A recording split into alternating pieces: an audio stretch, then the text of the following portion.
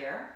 Got a little sequence that I made for one of my students, Jemma, but it's wonderful for anyone who wants to work on stretching their mid-back, thoracic spine, and the legs and pelvis. So we're gonna start on our backs. Make sure you've got space behind you. Make a little C with the spine, come down one disc, one vertebra at a time, walk the feet towards you, take the soles of the feet to touch, lengthening the flesh of the buttocks, lengthening the pubic bone, hip bones and pubic bone equal distance from floor if you can, lengthening inner groins to inner knees, drawing outer knees back into the outer hips. You can draw your toes apart, but try not to have the big toes wider than the others, or press them all together evenly. Pressing them together evenly is more traditional, but both have value. You can lengthen your mid-back away from the pelvis if possible. Rest the arms beside you. Close the eyes or fix the gaze on one spot and concentrate on your abdomen expanding and contracting.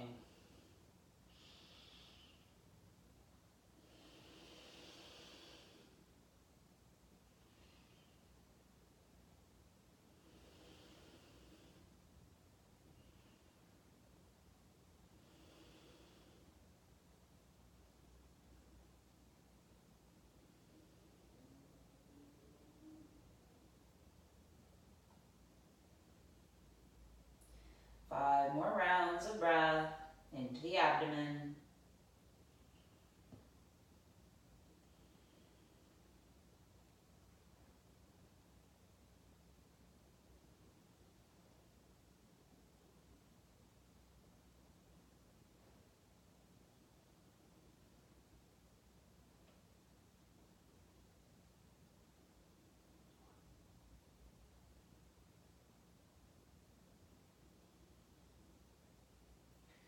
And shifting your attention to the rib cage.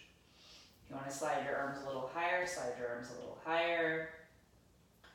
With each inhale, feeling the ribs expanding, lifting up to the ceiling. With each exhale, feel the ribs contracting, the back of the ribs pressing into the ground gently. Inhaling to fill and exhaling to empty.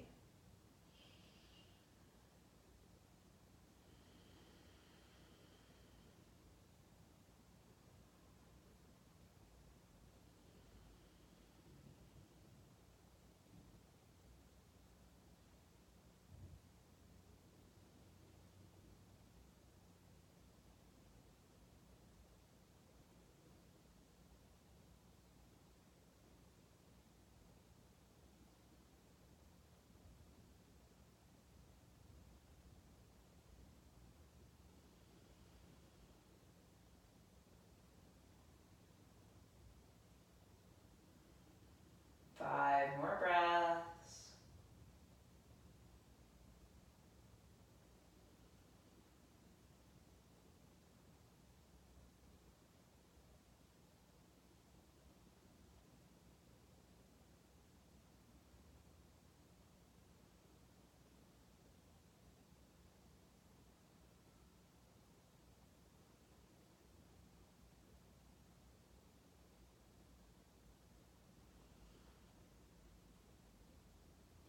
With your next exhale, natural breathing. Inhale to reach the fingers towards the ceiling, lengthening from armpit to fingertip. Right hand to left elbow, left hand to right. Pull the elbows apart. A few elbow push-ups, elbows lift to the ceiling, upper arm bones sink to the sockets.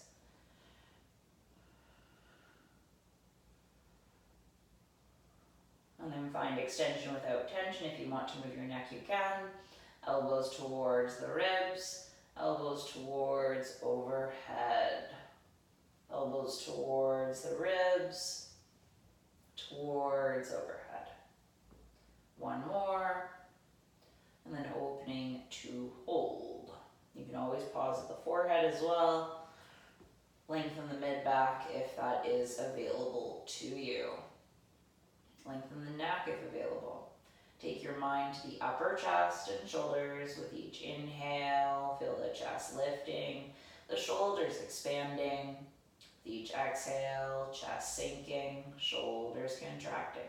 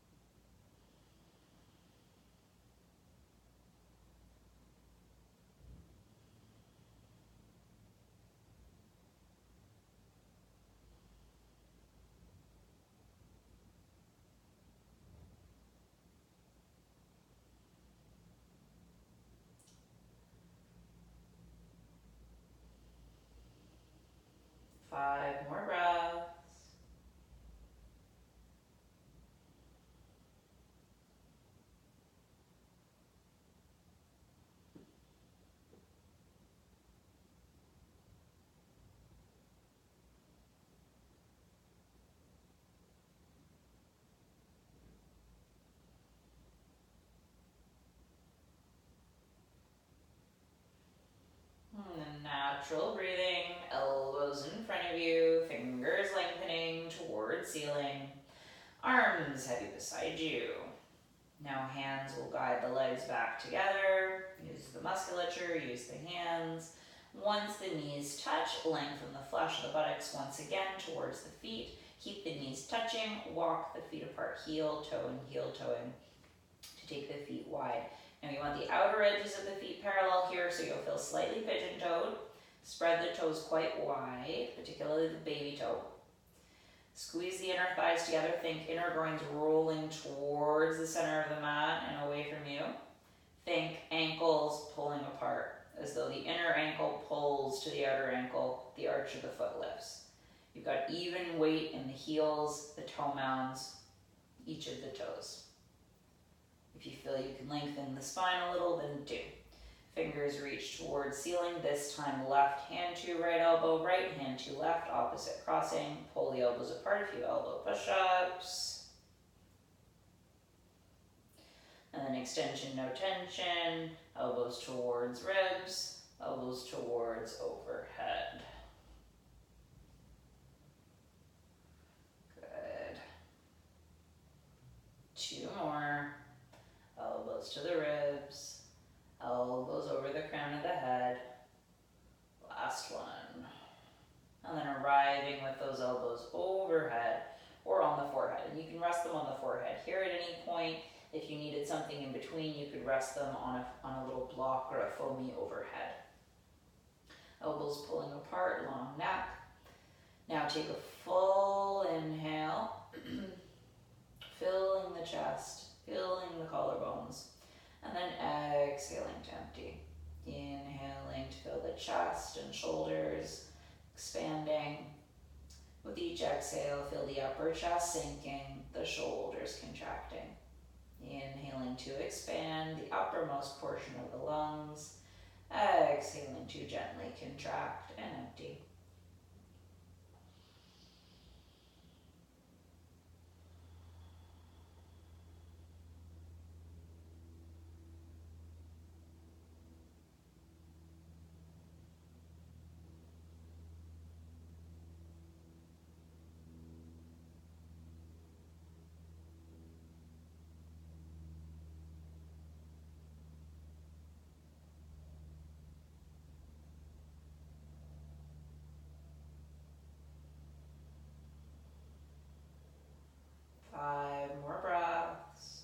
Sternum lifting and sinking.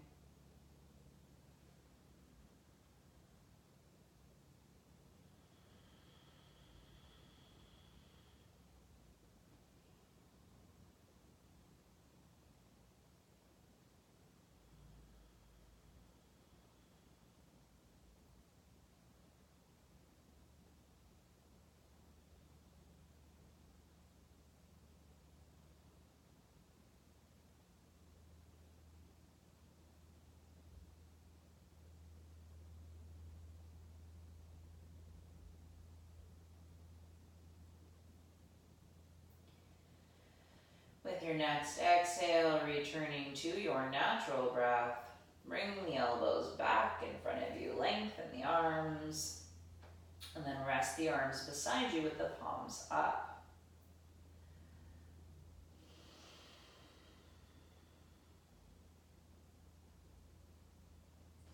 Slowly walk your feet back together. Picking up one foot and then the other, take your hands to your shins, maybe interlace, and then rock a little from side to side, lengthen the lower back. And then making a few circles. Changing direction with the circles as you change the grip of the hands. And side to side once again.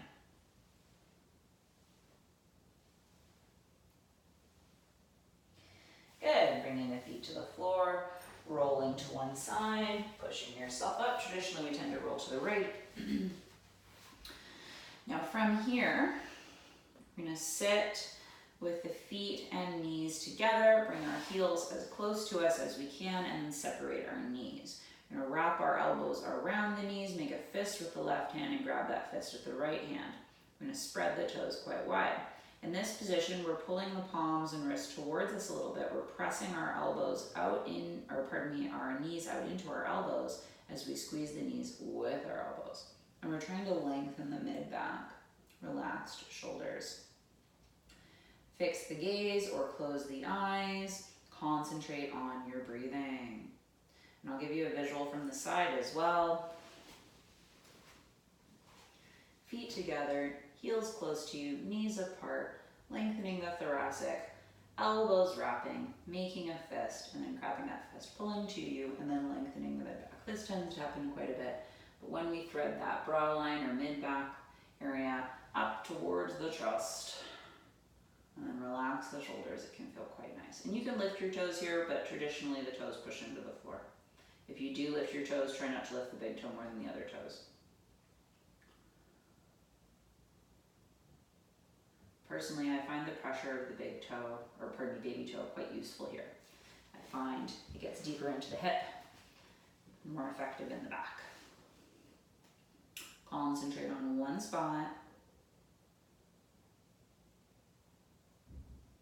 10 more breaths before we change our grip.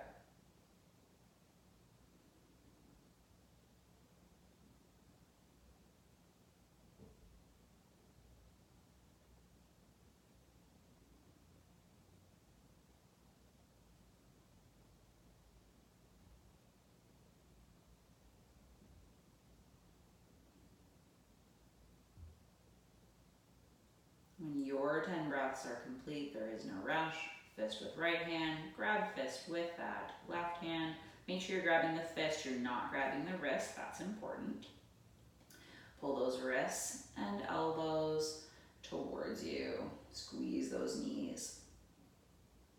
And again, either close the eyes or fix the gaze, whatever suits you better. Try your best not to allow yourself to move here. Fidgeting is less than ideal when we're trying to work with lengthening the spine. If you can maintain stillness, you'll get even more benefit more quickly. The progress will be more efficient. Try to relax the jaw, the forehead, the collarbones.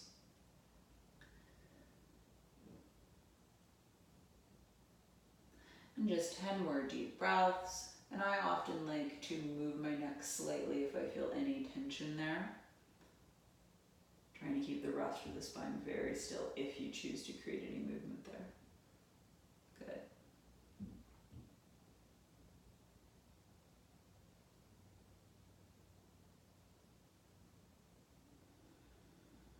And then from there, you're going to release. Extend one leg, extend the other, relax. Hands resting on thighs, palms face up, spine relaxing. And you can separate the legs more as needed, letting your baby toes fall towards the floor. And it's fine if they hover, it's fine if they fall, whatever feels natural for you.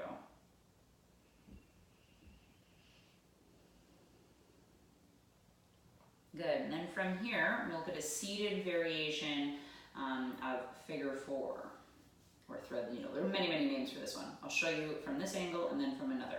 So hands start beside you, bending right knee, taking right, and you can use your hands or not, depending on what feels good. Placing your foot just outside the knee, and your ankle is above the knee here.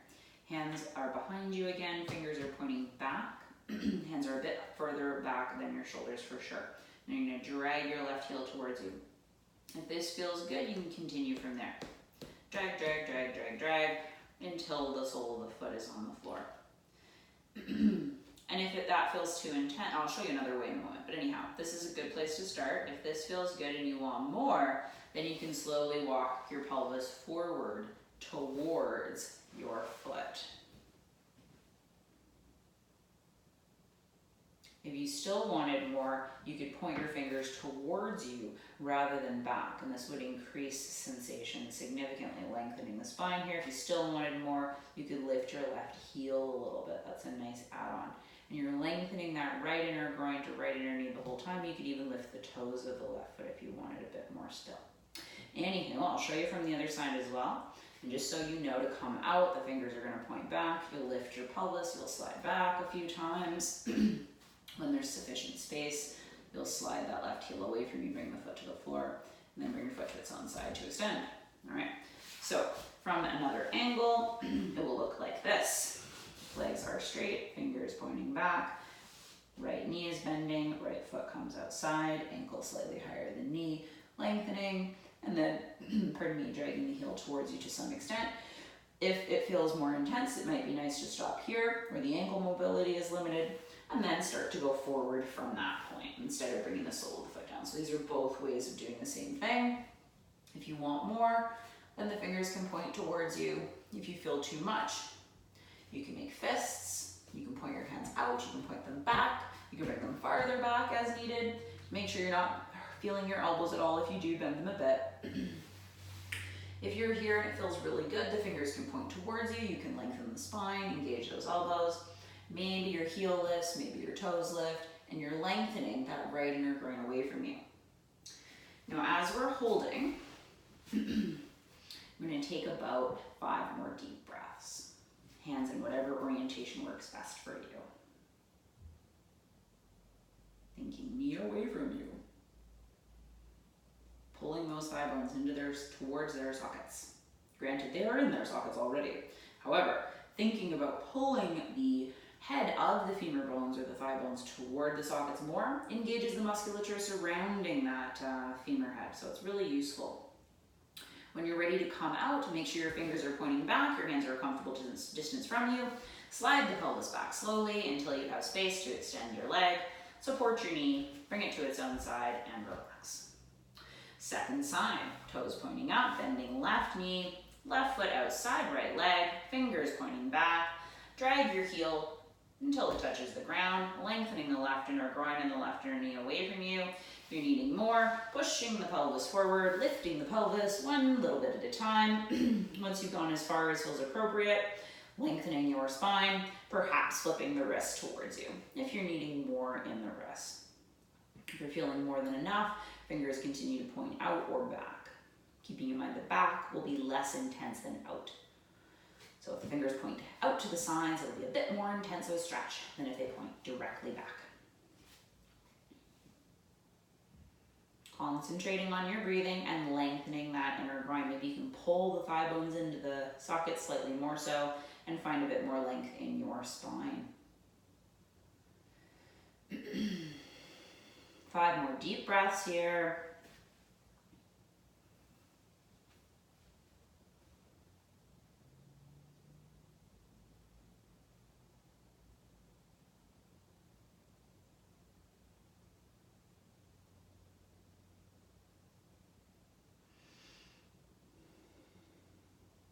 When you're ready to come back out, fingers are pointing back or a little bit more out. You're going to slide your pelvis back a little bit at a time.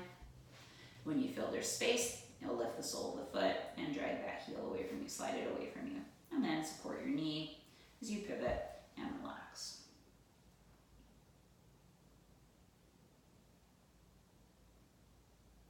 Good. And then from here, we're going to come onto our hands and knees, bending the knees, coming onto those knees slowly. Spread your fingertips wide, tuck your toes under, inner upper arm forward, outer upper arm back, press into the base of thumb and index. Spine rounding, chin tucking, pressing the floor away, and then gaze lifting, sit bones lifting, looking up. Spine rounding, chin tucking, pressing the floor away. Gaze lifting, sit bones lifting, shoulders going back as we look up. We're squeezing an imaginary block with those thighs as we go. Heels are squeezing. Just 3 more.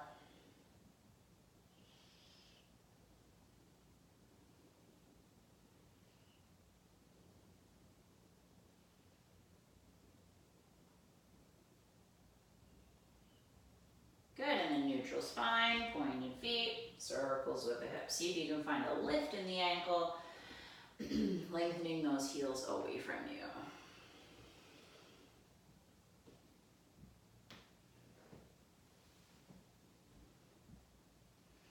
Change direction with your circles.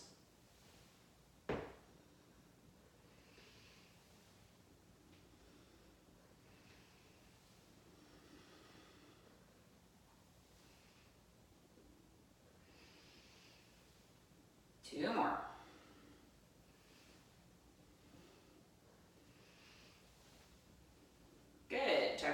under. Walk your fingers towards your knees, lift your knees. Walk your fingers to your feet, lift your hips. Keep a bend in your knee, hands to your hips. Push into your feet to come up. Now once you're all the way up, we're gonna come into a standing balance. This one is often referred to as a variant of Warrior 3, but in the lineage I study, we call it Digasana. So the feet start together. You can have your hands on your hips. So I'll show you some options. You can have your hands on your hips. You can clasp the elbows behind your back, or you can work towards palms touching, literally, or backs of hands touching, which is a great preparation, okay? So all of these are good options. One is not better than the other. Go with what suits you. So hands are on hips. Take your left foot slightly behind you, or you're clasping elbows and so on, right? I'll show the elbow clasping option. Lengthen the spine, look forward, lift the left thigh as you pivot forward. And you can pause here if this is sufficient, or you can start to fold more and more forward, trying to lift the leg and the chest the same amount, pointing the left toes if you go farther. We're going to try to take 10 breaths, lifting your abdomen away from your standing leg, concentrating on one spot. If your eyes move, it'll be a lot more difficult than if the eyes stay still.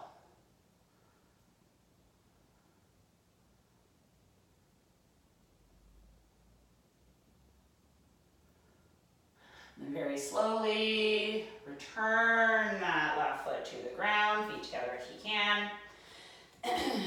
And remember which crossing of the forearms you're doing so that next time you practice, you can switch the crossing. Or if you're doing another version with the hands, continue with that. Now taking the right toes slightly behind you. Lengthen your spine, think about the hips being equal distance from the front of your mat.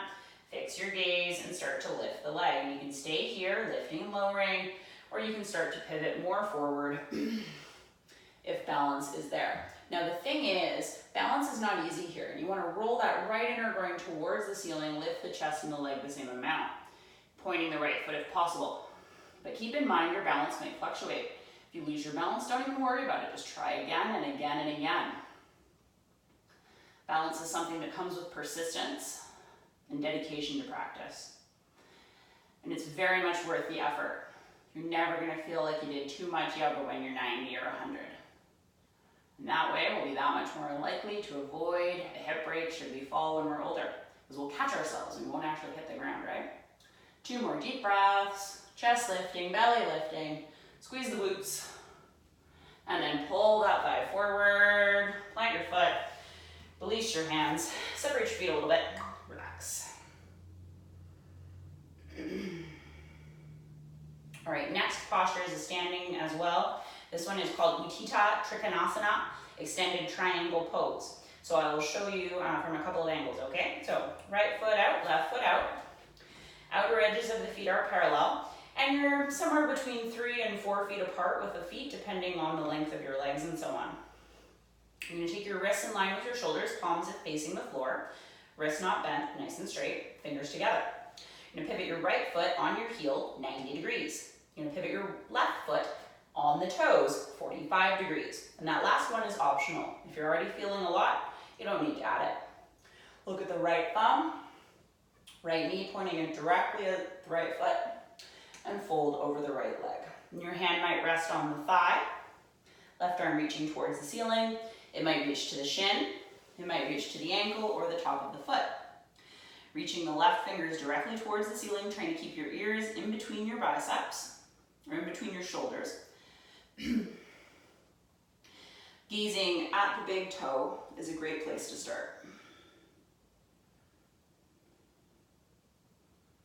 Concentrating on your breathing, thinking about an external rotation of both hips.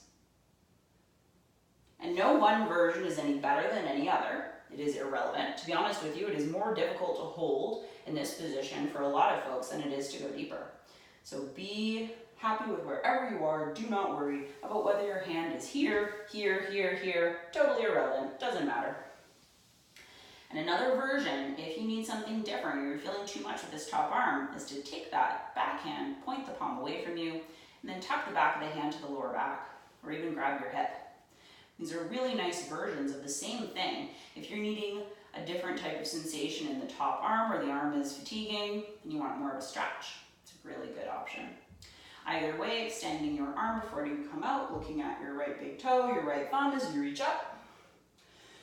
Pardon me, you're going to turn your right foot on your heel 90 degrees, you're going to turn your left foot on the toes about 45, or less, or not at all, depending on whether you turn it on the other side. Now you're going to turn your left foot 90 degrees on the heel. Heel to big toe is a nice straight line. Arms are with shoulders.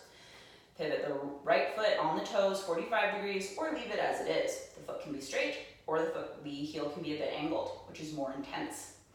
Think about a slight bend in the knees, external rotation of the hips, lifting the abdomen. Look at the left thumb, and then fold over that left leg. Hand can be on the thigh, on the shin, on the ankle, on the top of the foot. These are all appropriate. And you're thinking of the ribs rolling. Left ribs rolling to the right ribs. External rotation of the hips. Pressing into the outer edges of the feet and spreading the toes evenly. The fingers are lengthening towards the ceiling on that right hand. You're looking at that left big toe or left thumb. That is your drishti, your fixed point of gaze. Remember, you have options. You can tuck the back of the hand to the low back, or grab the hip if you did on the other side, and this is a nice opening for the front of the shoulder, the deltoid area. Just a few more breaths. Remembering one version is not better than the other.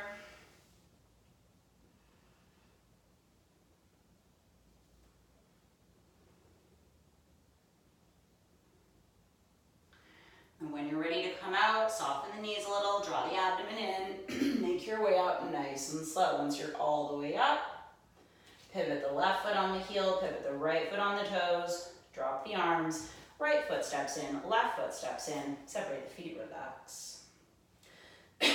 Pardon me. Now from here, we're going to come down to the knees. Making sure you have lots of space in front of you. Bend your knees generously, folding forward, keeping a bend in the knee. Hands come to the floor. Walk the hands forward to bring the knees to the floor. And then from here, I'm going to come onto the seat, bring the feet in front of us, and we're going to look at two versions of a posture called Setu Bandha, or little bridge pose. There's a supported version and an unsupported version, both of which are really helpful. So we're going to start with the unsupported version, block between thighs, and then we'll switch between putting the block under the pelvis. So coming down nice and slow. Once you're all the way there, walk your feet towards you. Take your block between your thighs, and you want your block to be above the knee. And you want it to be short ways like this. Okay, we don't want it long ways, we want it short ways. We don't want it touching the knee, because if it touches the knee, often the joint will do more of the work rather than the musculature surrounding the joint, which can cause pain or nerviness over time. Anywho, spread your fingers wide. Think about bringing the head of the shoulder towards the floor, straight line from shoulder to fingertip. If you find this happening, straighten out those arms. Even if they're wider, it'll be easier to control your shoulder and your palms, and then you'll be cooking with gas. You can spread your fingers, spread your toes a little wider if possible. Squeeze the block, think flash of buttocks lengthening towards the heels, lift the lower back, the mid back, the upper back, squeezing the block firmly. If you want more, you can lift your toes, but it's certainly not necessary. And you're thinking flash of buttocks towards the heels, lifting the hip bones, dropping the ribs.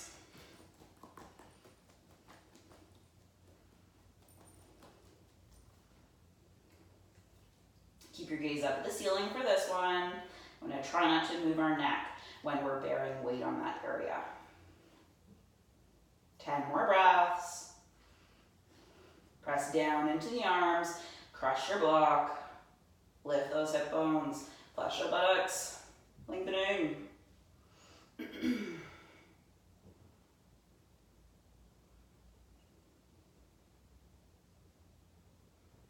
Lower as slowly as you can. Once you've completely lowered, you have a few options. Placing the block beside you. You might have the urge to straighten out the legs and rest the arms. So this is option 1. Option 2 is to keep the feet on the floor, take the knees from side to side. you want more rest still or more stretch still, you can pull one leg in, other leg in, give the legs a hug, or maybe rock from side to side here.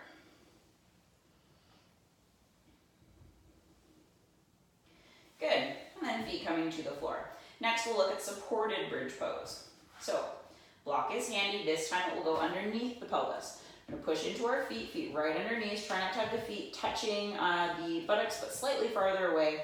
Push into the feet, lengthen the spine, place your block either at the lowest height, like so, or the medium height, depending on what is appropriate for your body. And if your block is wobbly, you could always stack two on top of one another at the low height. That's a nice option. Press into the palms, fingers, shoulders. Fingers can spread or be together. Together is more difficult. If this feels great and you need more, you have an option of walking the feet farther away from you. If you're feeling a lot of sensation as it is, then you simply stay exactly where you are, pressing into the palms, lifting the chest, drawing the lower abdomen toward the lower back. If it's feeling great, you can continue to walk the feet away from you, straighten the legs as much as feels good. If the legs straighten, you have two options. You can either work the soles of the feet to the floor, trying to lift the calves away from the floor a little bit here, thinking inner groins rolling towards the center of the mat until those knees are pointing straight up to the ceiling. We don't want to let the knees pop out like this. It's not bad for the knees and the lower back. Second option is to flex the feet. And again, a little bend in the knee is nice. Active toes. If you're more flexible, I would suggest this version. If you're less flexible, this is a really nice version. However, both have value, to be honest with you, regardless of the body type. Just do what feels right for you. And if you're not sure, send me an email and we can chat about it.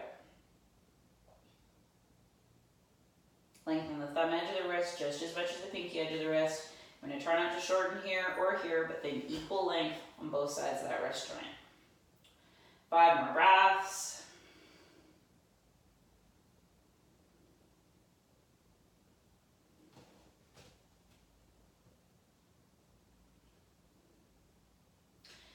Then when you're ready to, bending the knees, walking the feet towards you if you walked them away. Feet not all the way, not as close as you can manage, but think straight shins, knees and ankles stacking, or at least as close as you can manage. And then from here, we'll lift up 3 times before we remove our block. So we'll lift up, come back down, lift up, come back down, lift up a 3rd time, remove the block, and then come down as slow as you can. Once you've completely lowered the spine, again, you have options of extending the legs and the palms up. You can have the knees bent, go a little side to side, or hug the knees. Take a couple more breaths, resting in whatever way you see fit.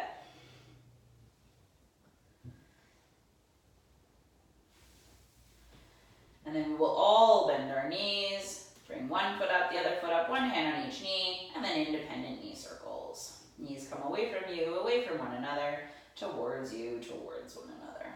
And change direction.